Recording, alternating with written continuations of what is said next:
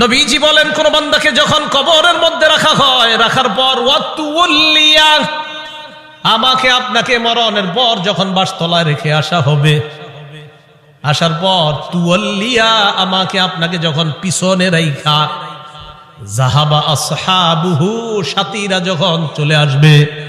একবার কল্পনা আলেন, রাতের বেলা বিছানায় যখন বালিশে যখন মাথাটা লাগানোর পর কল্পনা করেন, আমি মারা গেলাম, যাওয়ার পর বাসতলায় কোন কবরের মধ্যে আমাকে রেখে আমার আত্মীয় স্বজন চলে আসছে, ব্যাপারটা কেমন একটু চিন্তা করেন। আল্লাহ নবী কয়, কোন ব্যক্তিকে কবরের মধ্যে রাখার পর তুওয়াল্লিয়া, কবরটা পিছনে রাইখা, যাহাবা আসহাবুহু, যখন তার সাথীরা চলে আসে, বাবা চলে আসে, ভাই চলে আসে, সন্তানরা চলে আসে, আত্মীয় স্বজন সবাই চলে আসে, আল্লাহ নবী বলেন বেশি দূর যায় না, হাত্তা ইন্নাহু লা ইয়াসমাউ করআনি আলিহিম, আমরা যে হাইটা হাইটা আসি, আমাদের হাঁটার পায়ের জুতার আওয়াজগুলা ওই কবরবাসী শুনতে পায়। শুনে কেন শুনে জানেন? ওই মুহূর্তে তার দেহের মধ্যে আত্মাটা আল্লাহ দিয়ে দেয়। কেন দেয়? ফায়াতিয়ানিহি মালাকান, দুইজন ফেরেশতা তার কাছে আসে। এটা আবু দাউদের বর্ণনা আর বুখারীর বর্ণনা। আতাহু মালাকান ফাআকআদা, আবু দাউদের বর্ণনা ফায়ুকঈদানি, দুই ফেরেশতা এসে তারে বসায়, বসানোর পর তারে প্রশ্ন করে। এর মধ্যে তিন প্রশ্নের মধ্যে একটা প্রশ্ন হলো আল্লাহ নবীর ব্যাপারে জানতে চায়, তাকে চিনুনি? ওই ব্যক্তি ইমানদার হলে যদি তিনটা জবাব সুন্দরভাবে দেয়, আর আল্লাহ নবীর ব্যাপারে যদি বলে আশহাদু আন্না মুহাম্মাদার রাসূলুল্লাহ, আমি সাক্ষী দিচ্ছি তিনি আল্লাহর রাসূল, এই কথা বলার পর ওই ব্যক্তিকে বলা হবে উনজুর ইলা মাকআদিকা মিনান নার, তুমি তোমার জাহান্নামের আসনটার দিকে তাকাও, এটা তোমার জাহান্নামের আসন। তো এই ব্যক্তি জাহান্নামের আসনের দিকে তাকাবে। এরপর বলা হবে আবদালাকাল্লাহু মাকআদাম মিনাল জান্নাহ, জাহান্নামের আসনের পরিবর্তে আল্লাহ তোমাকে জান্নাতের আসন দান করছে। আবু হুরায়রা রাদিয়াল্লাহু তাআলা আনহুর বর্ণনা, তিনি বলেন খরাজা রাসূলুল্লাহ সাল্লাল্লাহু আলাইহি ওয়াসাল্লাম যাতা ইয়াউমিন আও যাতা লাইলা, একদিন রাতে অথবা দিনে রাসূল বাসা থেকে বের হলেন। কোথা থেকে বের হইছে? রাতে বা দিনে। বের হওয়ার পর আসছে, আয়েশা দেখে ফাইদা হুয়া বিআবি বকর ওয়া উমর, নবীজি দেখে আবু বকর ওমর বসা। আবু হুরায়রা রাদিয়াল্লাহু তাআলা আনহু বলেন, নবীজি বাসা থেকে বের হয়েছে, বের হয়ে দেখে আবু বকর ওমরও বসা। এই হাদিসটা একটু মন দিয়ে সবাই শুনেন আর নিজেদের জীবনটা একটু চিন্তা করে নেন। নবীজি তাদের দুইজনকে প্রশ্ন করলেন, আবু বকর এবং ওমর, এই দুই সাহাবী, বিখ্যাত দুই সাহাবীকে প্রশ্ন করলেন, আচ্ছা তোমরা এইখানে এই মুহূর্তে কেন? মা আখরাজাকুমা ফি হাদিহিস সাআহ, এই সময়ে তোমরা এখানে কেন? অসময়ে মানে এই সময় মানে অসময়ে, আরে এই সময়ে তোমরা এখানে কেন?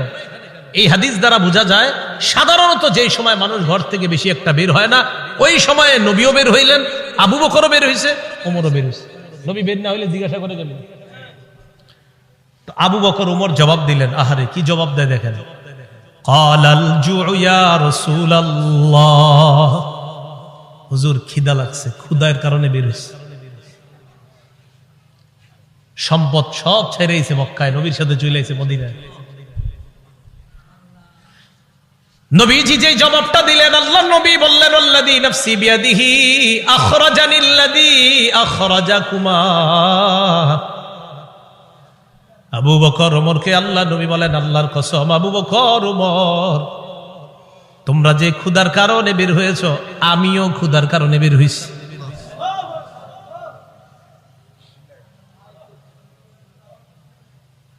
আমি যখন এটা পড়ছি, বিশ্বাস করেন কি দেখেন, দুই সাহাবীর আগে বলছে কেন বেরোছো? হুজুর ক্ষুধা। নবীজি কয় আমিও তো ক্ষুধায় বেরোছি।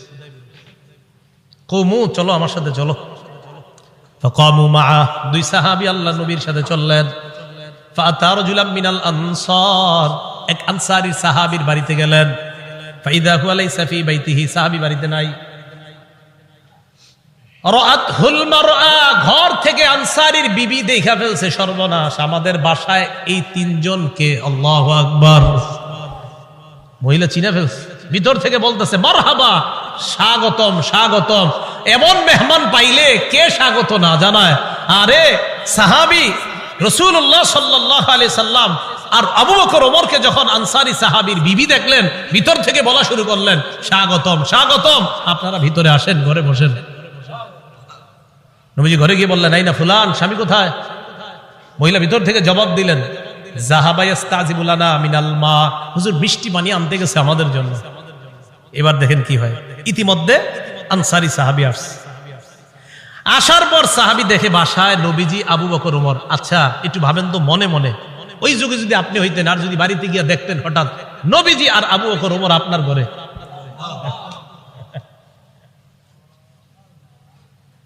সাহাবী দেখে কি কয়, মা আহাদুল ইয়াউমা আকরামা আদিয়াফা মিন্নি।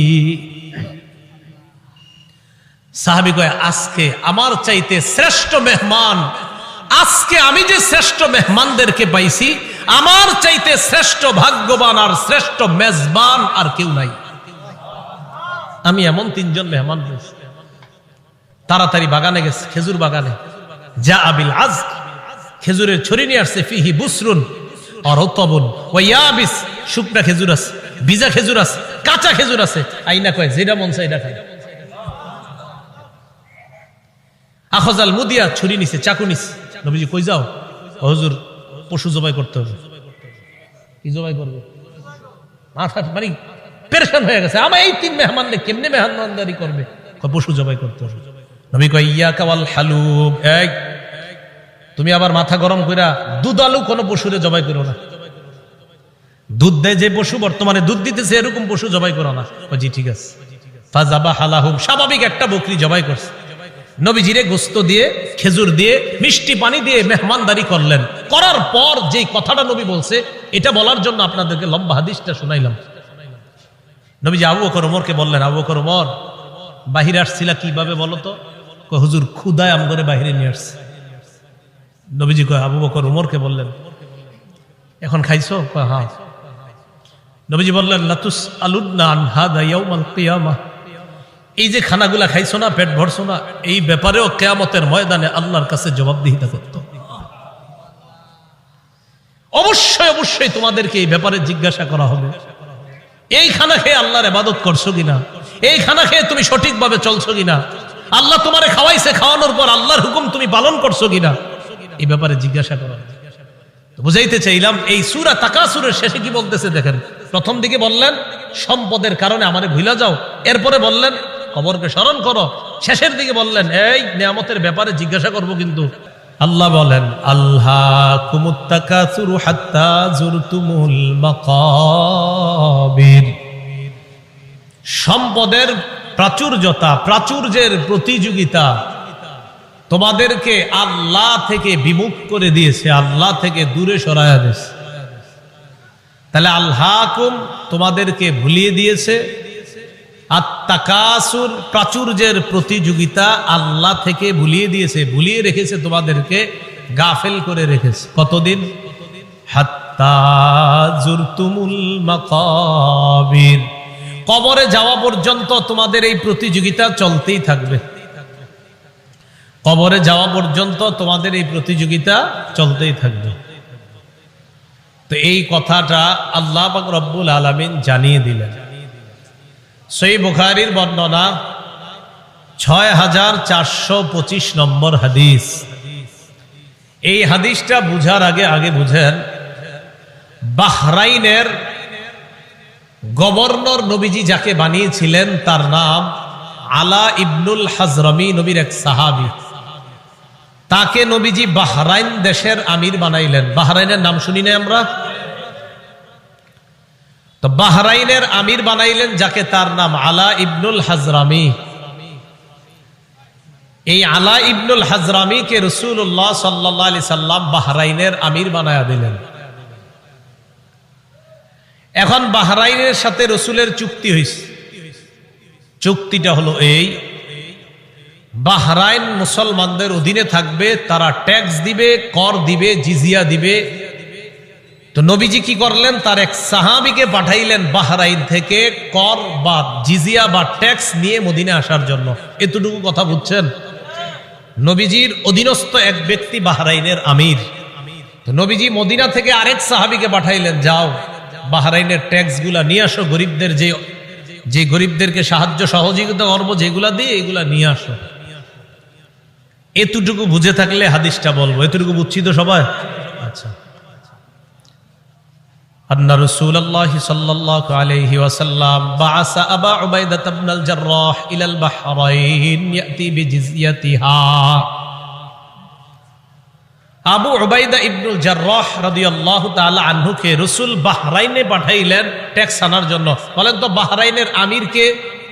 আরেক সাহাবী, নাম আলা ইবনুল হাজরামি। এতটুকু দরকার, খালি একটু মনে রাখেন, এক সাহাবী আমির, আরেক সাহাবীরে পাঠাইছে সম্পদ আনতে। তো তিনি গেলেন বাহরাইন। ফাকাদিমা আবু উবাইদা বিমালি মিনাল বাহরাইন। আবু উবাইদা রাদিয়াল্লাহু তাআলা আন বাহরাইন থেকে সম্পদ নিয়ে মদিনায় আসলেন।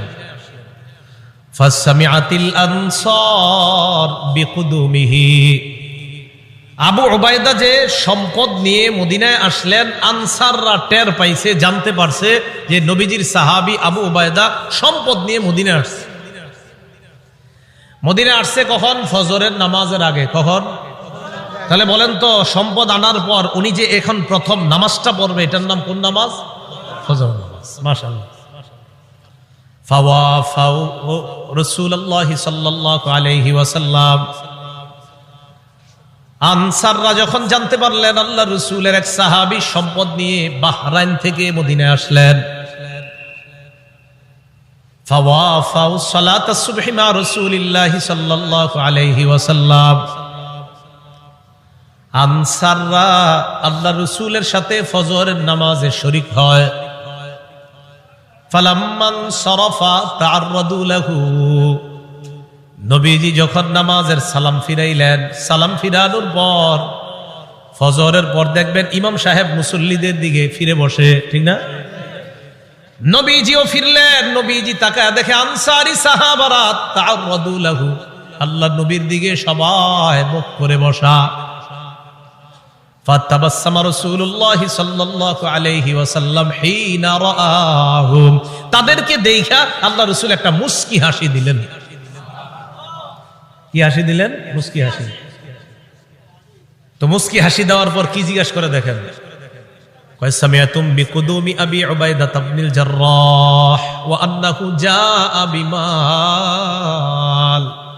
কি ব্যাপার? আবু উবাইদা যে মদিনায় মাল নিয়ে আসছে এটা মনে হয় শুনছো, ঠিক না? সম্পদ নিয়ে আসছে এটা শুনছো, তাই না? এই জন্য আসছো? তো সাহাবীরা কয় আজাল ইয়া রাসূলুল্লাহ, হুজুর ঠিকই ধরছেন, এই জন্য আসছি। নবীজি তাদেরকে দেখে একটা মুস্কি হাসি দিলেন। নবীজি হ্যাঁ আমি বুঝতে পারছি। এবার আল্লাহ নবী বললেন,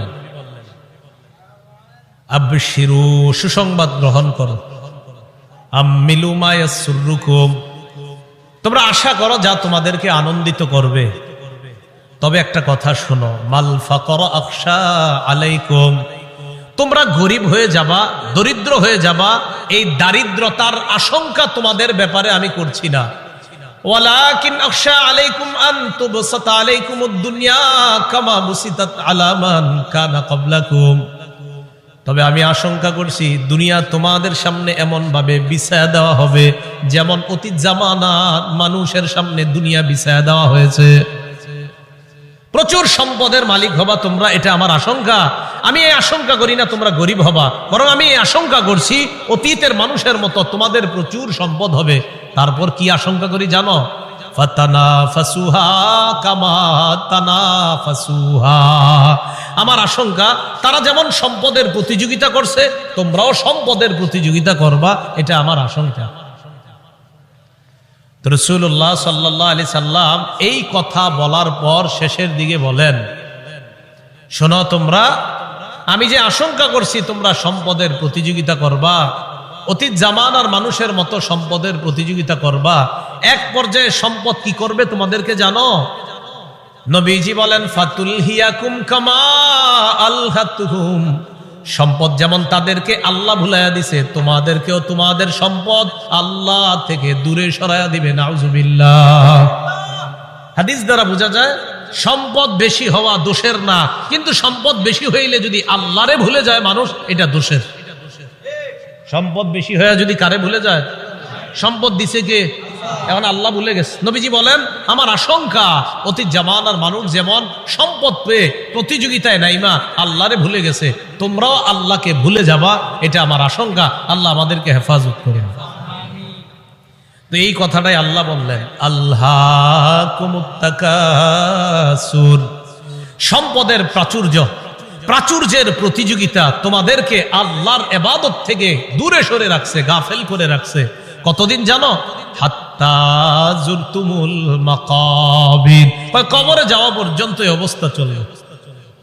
মুসলিম শরীফের একটা হাদিস শুনেন, আমাদের মাদ্রাসার পাঠ্যপুস্তক অনুসারে 2958 নম্বর হাদিস, আর যারা মোবাইলে পকেটে রাখেন এই মোবাইল অনুযায়ী 7310 নম্বর হাদিস। আবার কইলা মিলেনি আছে অনেকে।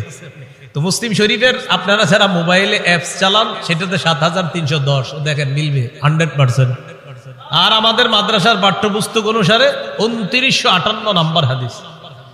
এই হাদিসের মধ্যে আসছে রাসূলুল্লাহ সাল্লাল্লাহু আলাইহি ওয়াসাল্লাম বলেন, قال رسول الله صلى الله عليه وسلم يقول ابن آدم مالي مالي وهل لك يا ابن آدم إلا ما أكلت أو لبست أو تصدقت।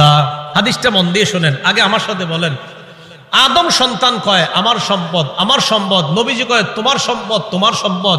একজনে কয় আমার বাড়ি আছে, আমার গাড়ি আছে, আমার মার্কেট আছে, আমার 10টা দোকান আছে। আদম সন্তান এগুলা বলে। নবীজি কয় থুর মিয়া, তোমার মাত্র 3টা জিনিস আছে। না আমরা কই আমার 10 কাঠা জায়গা আছে, 20 বিঘা জমিন আছে। নবী কয় 3টা জিনিস আছে।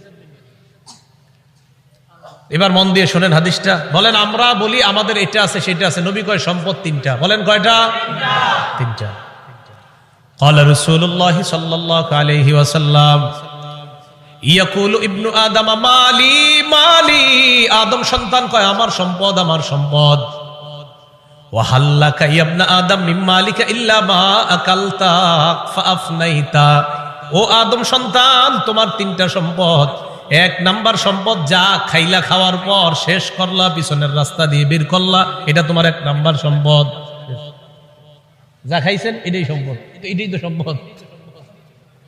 2 নাম্বার আউলা বিস্তাফা আবলাইতা, কাপড় পরতে পরতে পুরাতন হয়ে গেছে অথবা খাটো হয়ে গেছে, ছিঁড়ে গেছে, এখন আর পরো না, এই কাপড়ই তোমার সম্পদ। 3 নাম্বার আও তাসাদদাকতা ফাআমজাইতা, সদকা করতে করতে কিছু সম্পদ তুমি কমিয়েছিলা, তোমার মনে হচ্ছে তোমার সম্পদ কমে গেছে, আমি নবী বলে গেলাম তোমার এই সম্পদটা কমে নাই, এটাও তোমার সম্পদ, মরণের পর আল্লাহর কাছে পেয়ে যাইবা। সম্পদ কয়টা? আমরা কই অনেকগুলা, নবীজি কয় কয়টা? যা খাইছো, যা পরিধান করছো, যা জান সৎকা করছো, শেষ।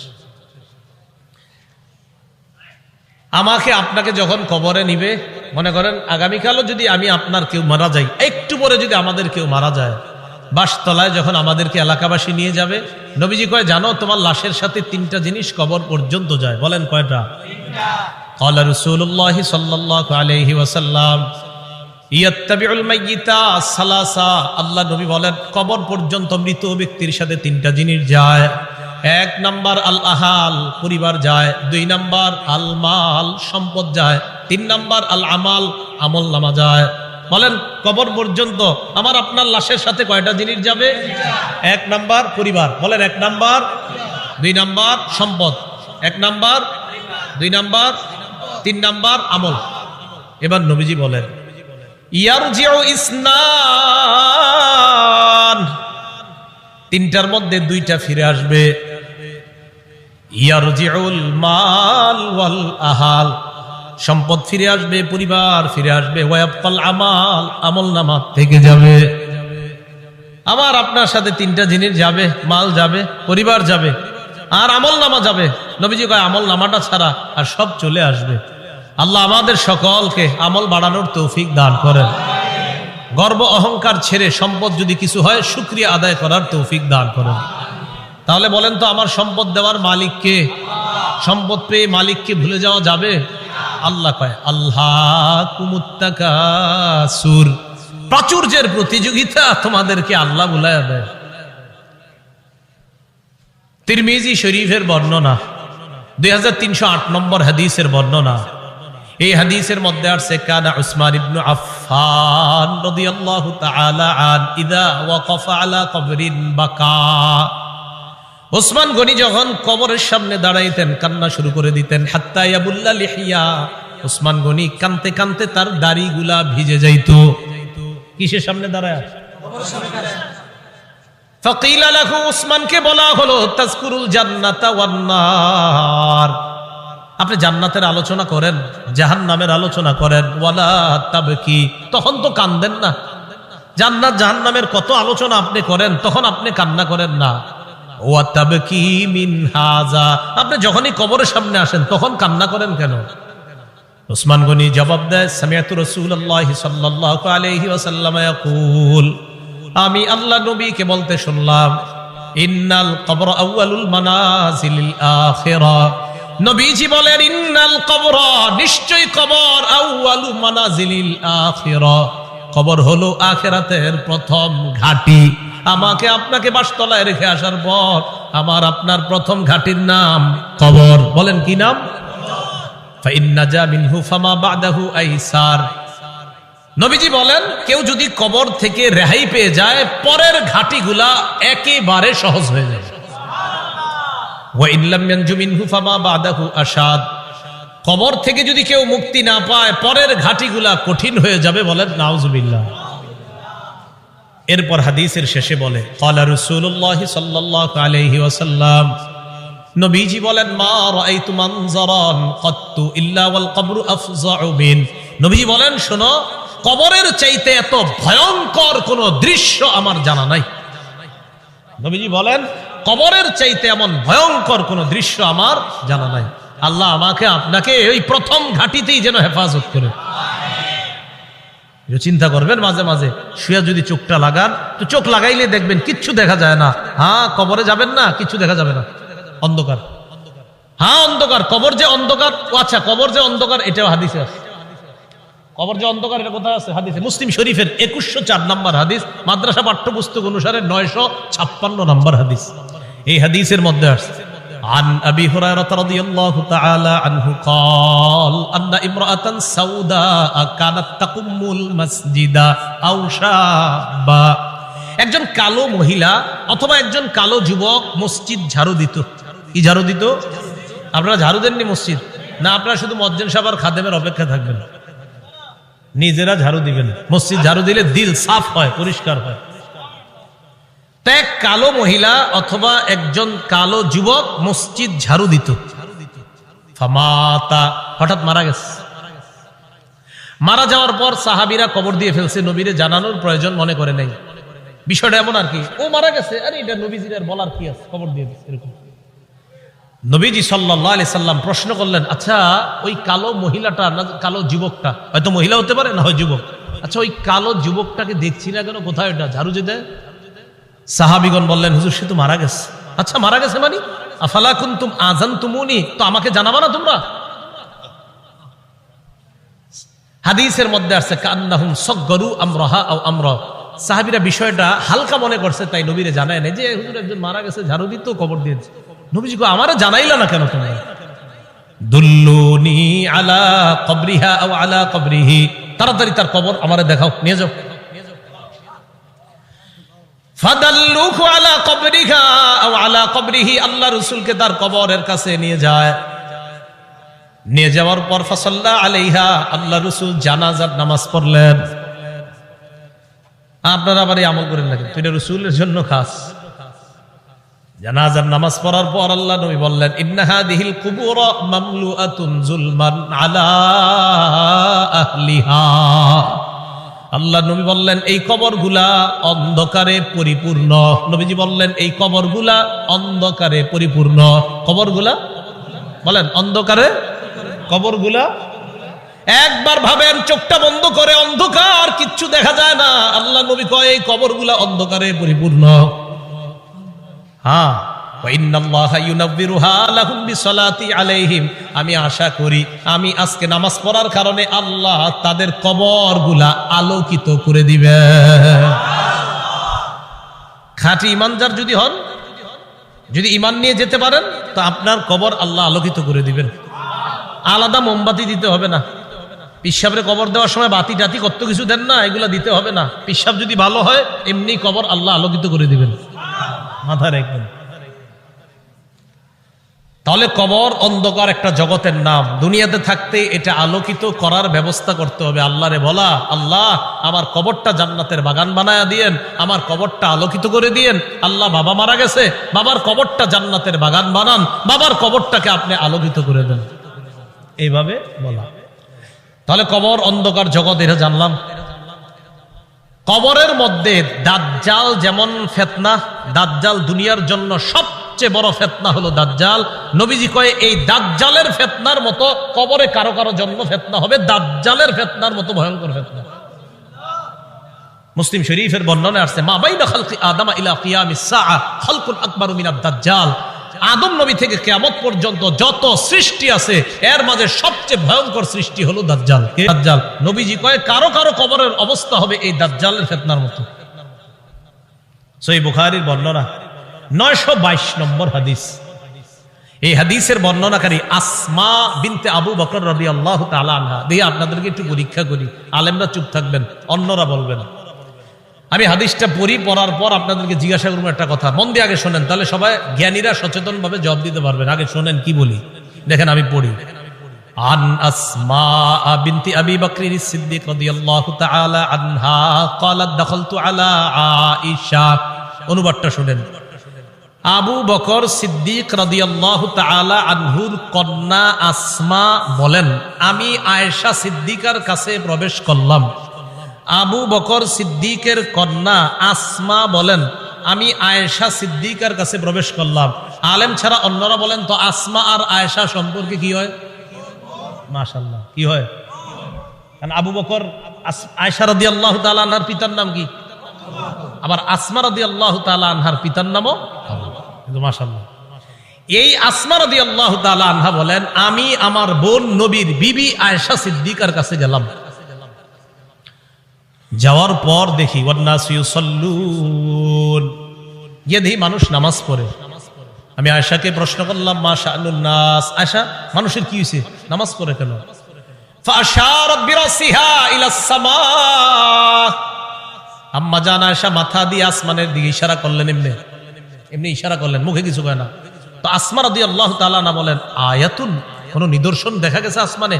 আয়েশা রাদিয়াল্লাহু তাআলা আনহা বলেন, হ্যাঁ আসমানে একটা নিদর্শন দেখা গেছে। কি নিদর্শন? অন্য হাদিস দ্বারা বোঝা যায় সূর্য গ্রহণ লাগছে। কি লাগছে? সূর্য। তাই নবীজি নামাজ পড়তেছে। তো আসমা রাদিয়াল্লাহু তাআলা আনহা বলেন, আমরা যারা নারীরা ছিলাম আমরা একদম পিছনে, সবাই ওখানে আছে। হয় নবীজি নামাজটা এত লম্বা করলেন, ফাতালা রাসূলুল্লাহ সাল্লাল্লাহু আলাইহি সাল্লাম, নবীজি নামাজ এত দীর্ঘ করলেন, হাত্তা তাজাল্লানিল গাশিয়ু, আমি বেহুশ হয়ে গেছি। আচ্ছা কি পরিমাণ লম্বা হইলে একজন মানুষ বেহুশ হয়ে যায় বলেন? ওয়াইলা জাম্বি কিরবা, আমার পাশে একটা পাত্র ছিল, ফিহা মা, এটার মধ্যে পানি ছিল। ফাজালতু আসুব্বু বিনহা আলা রাসি, আমি এই পাত্র থেকে পানি নিয়ে আমার মাথায় ঢালা শুরু করলাম। এত পরিমাণ আমার মাথা গরম হয়ে বেহুশের কাছাকাছি চলে গেছে। নামাজ কি পরিমাণ লম্বা হয়েছে আল্লাহ জানে। তো আসমা রাদিয়াল্লাহু তাআলা আনহা বলেন, এক পর্যায়ে ফালাম্মান সরাফা রাসূলুল্লাহ সাল্লাল্লাহু আলাইহি ওয়াসাল্লাম হাত্তা তাজাল্লাতিশ শামস, নবীজি নামাজ শেষ করছে, ইতিমধ্যে সূর্য স্বাভাবিক হয়ে গেছে, সূর্য ঠিক হয়ে গেছে।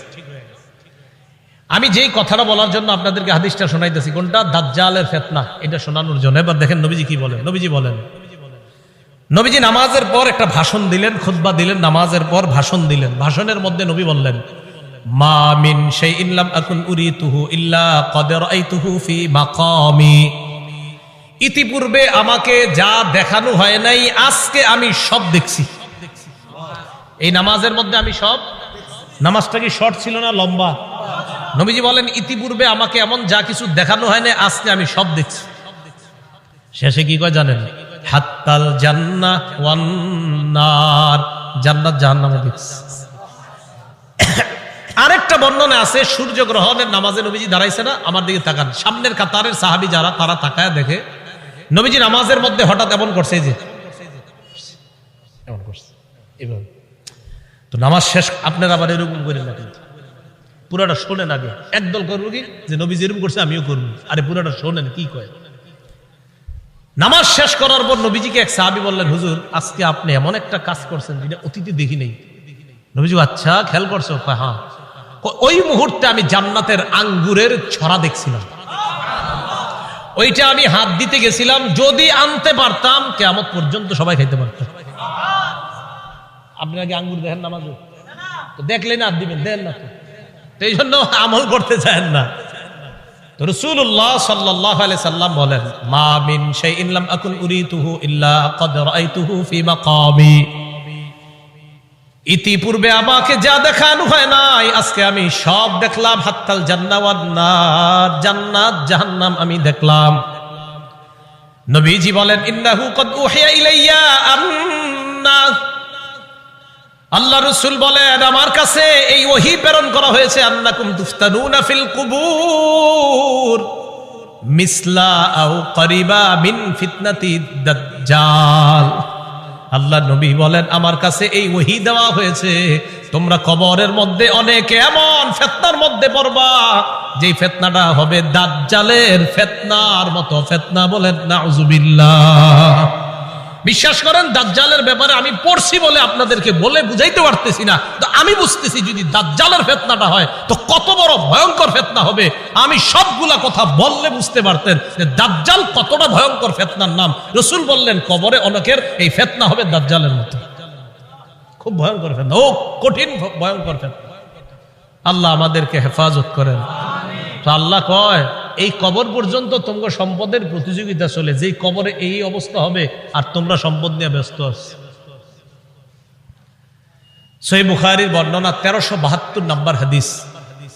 এই হাদিসের বর্ণনাকারী আম্মা জান আয়েশা সিদ্দিকা রাদিয়াল্লাহু তাআলা আনহা, তিনি বলেন, আন্না ইয়াহুদিয়াতান দাখালাত আলা আয়েশা সিদ্দিকা রাদিয়াল্লাহু তাআলা আনহা ফাসালাত আন আযাবিল কবর। এক ইহুদি নারী আম্মাজান আয়েশার কাছে এসে কবরের আযাব সম্পর্কে জিজ্ঞাসা করছে। আম্মাজান আয়েশা সিদ্দিকা রাদিয়াল্লাহু তাআলা আনহা জবাব দিলেন, আযাকিল্লাহু মিন আযাবিল কবর। আল্লাহ তোমারে গজবে কবরের আযাব থেকে হেফাজত করুক। এটা আম্মাজান বইলা নবীজির কাছে গেছে। ফাসালাত আয়েশা রাসূলুল্লাহ সাল্লাল্লাহু আলাইহি ওয়াসাল্লাম আন আযাবিল কবর। আম্মা জান আয়েশা আল্লাহ রাসূলকে কবরের আযাব সম্পর্কে জিজ্ঞাসা করলেন। আল্লাহ নবী জবাব দিলেন, আযাবুল কবর, হ্যাঁ কবরের আযাব সত্য। বলেন কবরের আযাব সত্য। তাহলে কবরের আযাব কি বলেন তো? সত্য। এটা নবীজি জানায়া দিলেন তার বিবিকে। সহিহ বুখারীর 1338 নম্বর হাদিস। এই হাদিসের মধ্যে আসছে, ক্বালা রাসূলুল্লাহ সাল্লাল্লাহু আলাইহি ওয়াসাল্লাম, আল আবদু ইযা উদিআ ফি কবরিহি। নবীজি বলেন কোন বান্দাকে যখন কবরের মধ্যে রাখা হয়, রাখার পর ওয়াতুল্লিয়া, আমাকে আপনাকে মরণের পর যখন বাসতলায় রেখে আসা হবে, আসার পর তুওয়াল্লিয়া, আমাকে আপনাকে যখন পিছনে রাইখা, যাহাবা আসহাবুহু, সাথীরা যখন চলে আসবে।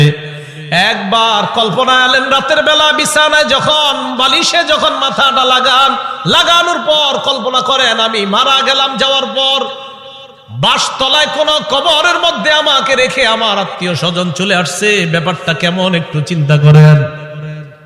আল্লাহ নবী কয় কোন ব্যক্তিকে কবরের মধ্যে রাখার পর তুওয়াল্লিয়া, কবরটা পিছনে রাইখা, যাহাবা আসহাবুহু, যখন তার সাথীরা চলে আসে, বাবা চলে আসে, ভাই চলে আসে, সন্তানরা চলে আসে, আত্মীয় স্বজন সবাই চলে আসে, আল্লাহ নবী বলেন বেশি দূর যায় না, হাত্তা ইন্নাহু লা ইয়াসমাউ করআনি আলিহিম, আমরা যে হাইটা হাইটা আসি আমাদের হাঁটার পায়ের জুতার আওয়াজগুলা ওই কবরবাসী শুনতে পায়। শুনে কেন শুনে জানেন? ওই মুহূর্তে তার দেহের মধ্যে আত্মাটা আল্লাহ দিয়ে দেয়। কেন দেয়? ফায়াতিয়ানিহি মালাকান, দুইজন ফেরেশতা তার কাছে আসে। এটা আবু দাউদের বর্ণনা আর বুখারীর বর্ণনা। আতাহু মালাকান ফাআকআদা, আবু দাউদের বর্ণনা ফায়ুকঈদানি, দুই ফেরেশতা এসে তারে বসায়, বসানোর পর তারে প্রশ্ন করে। এর মধ্যে তিন প্রশ্নের মধ্যে একটা প্রশ্ন হলো আল্লাহ নবীর ব্যাপারে জানতে চায়, তাকে চিনুনি? ওই ব্যক্তি ইমানদার হলে যদি তিনটা জবাব সুন্দরভাবে দেয়, আর আল্লাহ নবীর ব্যাপারে যদি বলে আশহাদু আন্না মুহাম্মাদার রাসূলুল্লাহ, আমি সাক্ষী দিচ্ছি তিনি আল্লাহর রাসূল, এই কথা বলার পর ওই ব্যক্তিকে বলা হবে উনজুর ইলা মাকআদিকা মিনান নার, তুমি তোমার জাহান্নামের আসনটার দিকে তাকাও, এটা তোমার জাহান্নামের আসন। তো এই ব্যক্তি জাহান্নামের আসনের দিকে তাকাবে। এরপর বলা হবে আবদালাকাল্লাহু মাকআদাম মিনাল জান্নাহ, জাহান্নামের আসনের পরিবর্তে আল্লাহ তোমাকে জান্নাতের আসন দান করছে।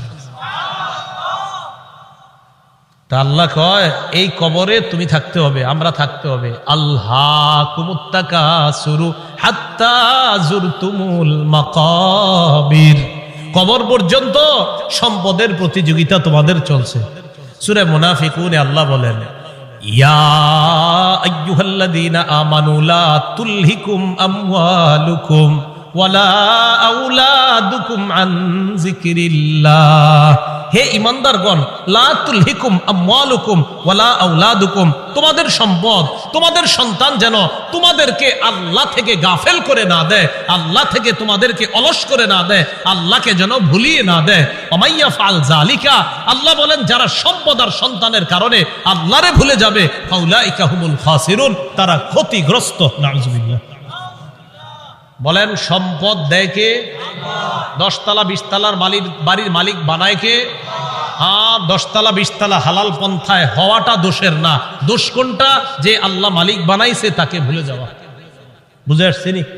তো আল্লাহ কয় তোমাদের এই প্রতিযোগিতা চলবে কবর পর্যন্ত। কতদিন? কবর পর্যন্ত। ক্বালা রাসূলুল্লাহ সাল্লাল্লাহু আলাইহি ওয়াসাল্লাম, নবীজি সাল্লাল্লাহু আলাইহি ওয়াসাল্লাম বলেন লা ইয়াজালু কলবুল কাবীরি শাবান ফিসনাতাইন, আল্লাহ নবী বলেন বুড়া মানুষের অন্তর 2 ক্ষেত্রে যুবক হয়।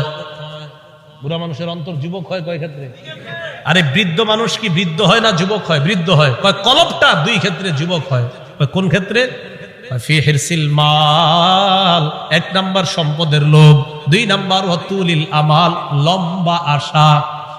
কি আশা? লম্বা আশা। কেউ কাকা কই যান? বয়স কত? কয় 75। কোথায় যাচ্ছেন? মসজিদে। মনটা খারাপ কেন? আর বইল না, 4টা ছেলে ইতালি থাকে, এক একজন 5 লাখ করে বেতন। 5 নাম্বার ছেলেটা বাংলাদেশে 50,000 টাকা বেতন। আরে তারে এখনো কোনো কুল কিনারা করে দিতে পারি নাই, টেনশনে আছে কাকায়। রাসূলুল্লাহ সাল্লাল্লাহু আলাইহি সাল্লাম বলেন মানুষ বৃদ্ধ হয়, তার কলব 2 ক্ষেত্রে যুবক হয়।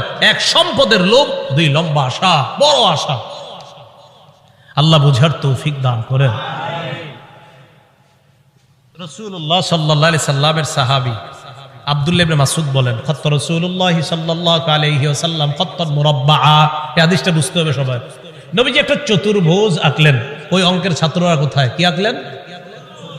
চতুর্ভুজ আঁকার পর ওয়া খত্ত খত্তান ফিল ওয়াসাতি খারিজাম মিন, মাঝখান থেকে একটা দাগ দিলেন। এই দাগটা চতুর্ভুজের বাহিরে নিলেন। বলেন তো রাসূল কি আঁকলেন? মাঝখানের দাগটা ভিতরে না বাহিরে? আচ্ছা এবার দেখেন মাঝখানে ছোট ছোট কিছু দাগ দিস। এটা চতুর্ভুজ, মাঝখানে ছোট ছোট কিছু দাগ, আর মাঝে একটা বড় দাগ। এই আশেপাশে কিছু ছোট ছোট দাগ, মাঝখানে লম্বা একটা দাগ। বলেন তো লম্বাটা কি ভিতরে আছে না বাহিরে? আচ্ছা একটু বুঝছেননি কথা?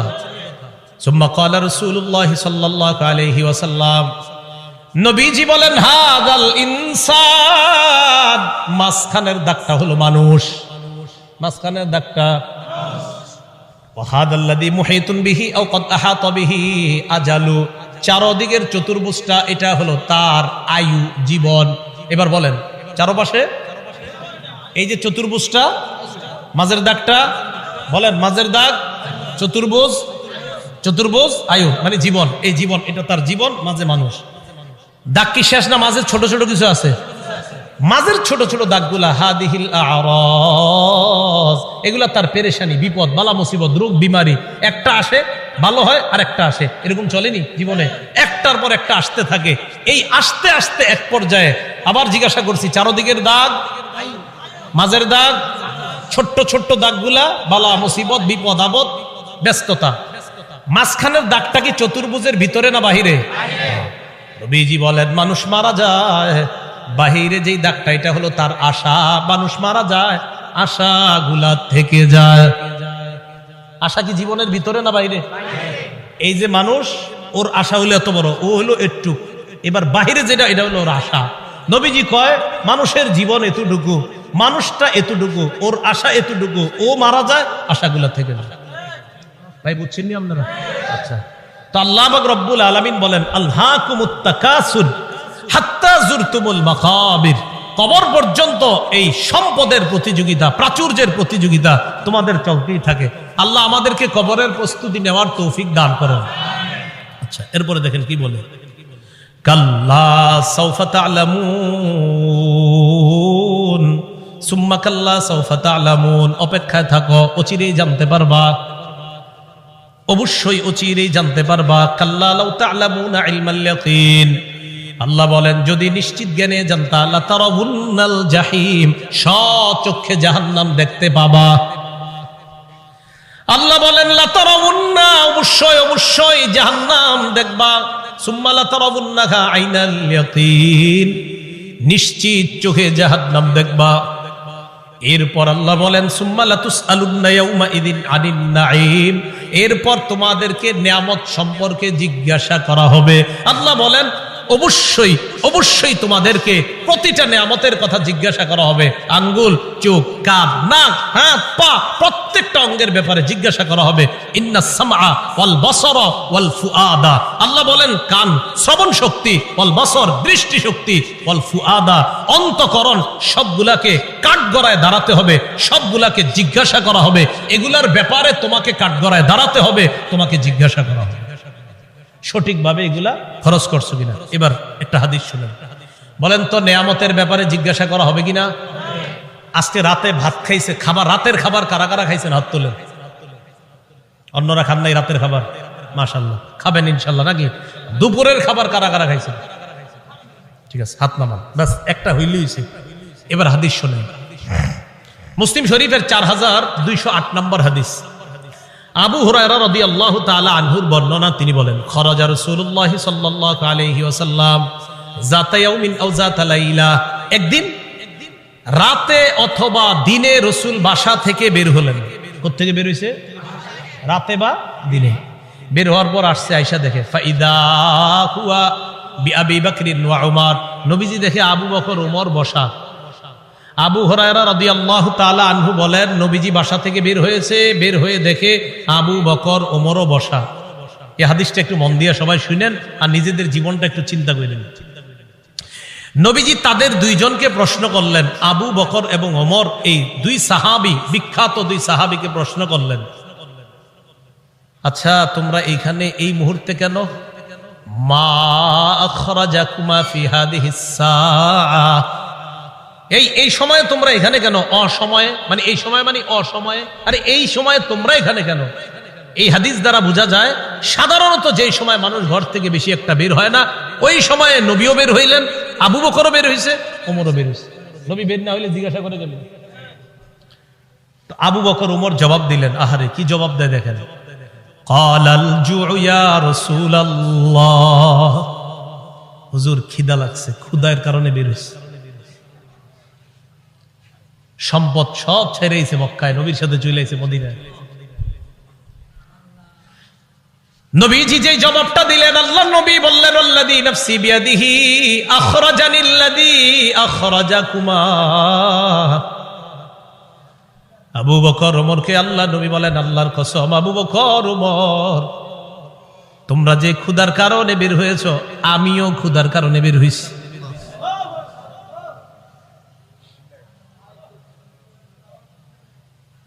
আমি যখন এটা পড়ছি, বিশ্বাস করেন, কি দেখেন দুই সাহাবীর আগে বলছে কেন বেরোছো? হুজুর ক্ষুধা। নবীজি কয় আমিও তো ক্ষুধায় বেরোছি। কওমু চলো আমার সাথে চলো। ফাকামু মাআ, দুই সাহাবী আল্লাহ নবীর সাথে চললেন। ফাআতা রাজুলাম মিনাল আনসার, এক আনসারী সাহাবীর বাড়িতে গেলেন।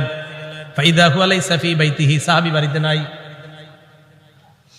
রাআতহুল মারআ, ঘর থেকে আনসারীর বিবি দেখা ফেলছে, সর্বনাশ, আমাদের বাসায় এই তিনজনকে, আল্লাহু আকবার, মহিলা চিনা ফেলছে। ভিতর থেকে বলতেছে মারহাবা, স্বাগতম স্বাগতম। এমন মেহমান পাইলে কে স্বাগত না জানায়? আরে সাহাবী রাসূলুল্লাহ সাল্লাল্লাহু আলাইহি সাল্লাম আর আবু বকর ওমরকে যখন আনসারী সাহাবীর বিবি দেখলেন, ভিতর থেকে বলা শুরু করলেন স্বাগতম স্বাগতম, আপনারা ভিতরে আসেন, ঘরে বসেন। নবীজি ঘরে গিয়ে বললেন, এই না ফুলান, স্বামী কোথায়? মহিলা ভিতর থেকে জবাব দিলেন, যাহাবা ইস্তাজিবু লানা মিনাল মা, হুজুর মিষ্টি পানি আনতে গেছে আমাদের জন্য। এবার দেখেন কি হয়, ইতিমধ্যে আনসারী সাহাবী আসছে। আসার পর সাহাবী দেখে বাসায় নবীজি, আবু বকর, ওমর। আচ্ছা একটু ভাবেন তো মনে মনে, ওই যুগে যদি আপনি হইতেন আর যদি বাড়িতে গিয়ে দেখতেন হঠাৎ নবীজি আর আবু বকর, ওমর আপনার ঘরে,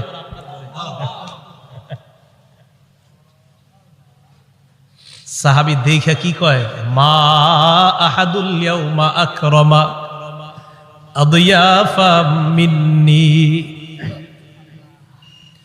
সাহাবী কয়, আজকে আমার চাইতে শ্রেষ্ঠ মেহমান, আজকে আমি যে শ্রেষ্ঠ মেহমানদেরকে পাইছি, আমার চাইতে শ্রেষ্ঠ ভাগ্যবান আর শ্রেষ্ঠ মেজবান আর কেউ নাই।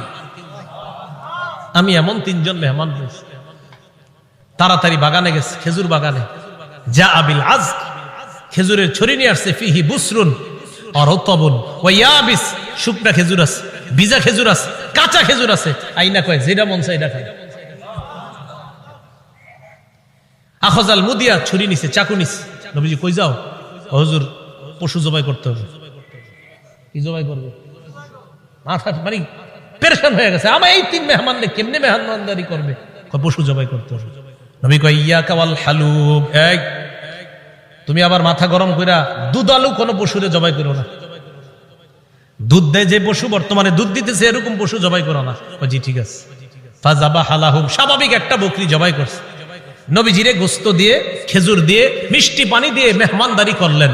করার পর যে কথাটা নবী বলছে, এটা বলার জন্য আপনাদেরকে লম্বা হাদিসটা শুনাইলাম।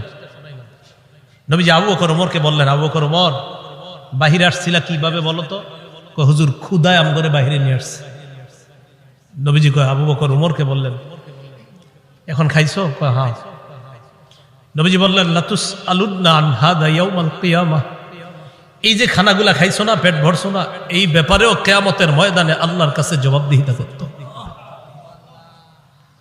অবশ্যই অবশ্যই তোমাদেরকে এই ব্যাপারে জিজ্ঞাসা করা হবে। এই খানা খেয়ে আল্লাহর ইবাদত করছো কিনা? এই খানা খেয়ে তুমি সঠিকভাবে চলছো কিনা? আল্লাহ তোমারে খাওয়াইছে, খাওয়ানোর পর আল্লাহর হুকুম তুমি পালন করছো কিনা? এই ব্যাপারে জিজ্ঞাসা করা হবে। বুঝাইতে চাইলাম, এই সূরা তাকাসুরের শেষে কি বলতেছে দেখেন। প্রথম দিকে বললেন সম্পদের কারণে আমারে ভুলা যাও, এরপরে বললেন কবরকে স্মরণ করো, শেষের দিকে বললেন এই নিয়ামতের ব্যাপারে জিজ্ঞাসা করব, কিন্তু এত এত সম্পদ দিলাম মনে করবো না এমনি ছেড়ে দিব আমি আল্লাহ, আমি সব জিজ্ঞাসা করব। এই সূরা থেকে প্রধান 3টা আমাদের শিক্ষা। 1 নাম্বার, সম্পদের প্রতিযোগিতা করা নিষেধ। 2 নাম্বার, সম্পদ হওয়া দোষের না, কিন্তু সম্পদের কারণে আল্লাহকে ভুলে যাওয়া যাবে না, এটা 2 নাম্বার শিক্ষা। 3 নাম্বার, কবরের কথা স্মরণ করা। এই প্রথম হলো 3টা শিক্ষা। শেষের দিকে আরেকটা, কবরে আরেকটা তোমার জগৎ, ওই জগতে তোমাকে নিয়ামত সম্পর্কে জিজ্ঞাসা করা হবে। কিয়ামতের ময়দানে তোমাকে 5 প্রশ্ন করার আগে তোমার পা 2টা সামান্য সময়ের জন্য নড়বে না। এই 5 প্রশ্ন করার জন্য আল্লাহর কাছে প্রত্যেককে দাঁড়াতে হবে। এর মধ্যে একটা হলো সম্পদ কোত্থেকে আনছো আর কোথায় ব্যয় করছো, এই কথা আল্লাহর কাছে জবাবদিহিতা করতে হবে। আল্লাহ পাক রব্বুল আলামিন আমাদের সকলকে কবরের প্রস্তুতি নিয়ে দুনিয়া থেকে যেন আমরা যেতে পারি, আল্লাহ তৌফিক দান করেন। আমিন। আখিরু দাওয়ানা আনিল হামদুলিল্লাহি রাব্বিল আলামিন। মাদ্রাসার প্রতিষ্ঠাতা যিনি, তার জন্য আমরা দোয়া করব, এলাকাবাসী সবার জন্য আমরা দোয়া করব। আল্লাহুম্মা সাল্লি আলা মুহাম্মাদ ওয়া আলা আলি মুহাম্মাদ কামা সাল্লাইতা আলা ইব্রাহিম ওয়া আলা আলি ইব্রাহিম ইন্নাকা হামিদুম মাজিদ। আল্লাহুম্মা বারিক আলা মুহাম্মাদ ওয়া আলা আলি মুহাম্মাদ কামা বারাকতা আলা ইব্রাহিম ওয়া আলা আলি ইব্রাহিম। একটা আবেদন আপনাদের কাছে হাত জোর করে করব। ঢাকা ফজরের নামাজ 4:40-এ, দেশগ্রামে কয়টায়? 40-45-এ ফজরের নামাজটা সবাই পড়বে। এত রাত পর্যন্ত এই সময়ে বয়ান করাটা উচিত হয় না আসলে। 10টা, 10:30টার মধ্যে বা 11টার মধ্যে সর্বোচ্চ শেষ হওয়া উচিত ছিল, যেহেতু রাত ছোট। আল্লাহর হস্তে আপনারা ফজর নামাজটা পড়বেন তো ইনশাআল্লাহ? আমারে কিন্তু দাঁড় করেন না আল্লাহর সামনে, আল্লাহর হস্তে আপনারা ফজরের নামাজটা পড়েন সবাই। এই মাহফিল একটু বেশি হয়ে রাত হয়ে যাওয়ার কারণে যেন এই কথা আল্লাহর কাছে বলতে না হয় যে আল্লাহ মাহফিল এত রাত হইল কেন, এর লেগে আমি ফজর পড়ি না। আল্লাহর হস্তে আপনারা সবাই ফজরটা পড়েন। জি, আল্লাহুম্মা সাল্লি আলা মুহাম্মাদ ওয়া আলা আলি মুহাম্মাদ কামা সাল্লাইতা আলা ইব্রাহিম ওয়া আলা আলি ইব্রাহিম ইন্নাকা হামিদুম মাজিদ। আল্লাহুম্মা বারিক আলা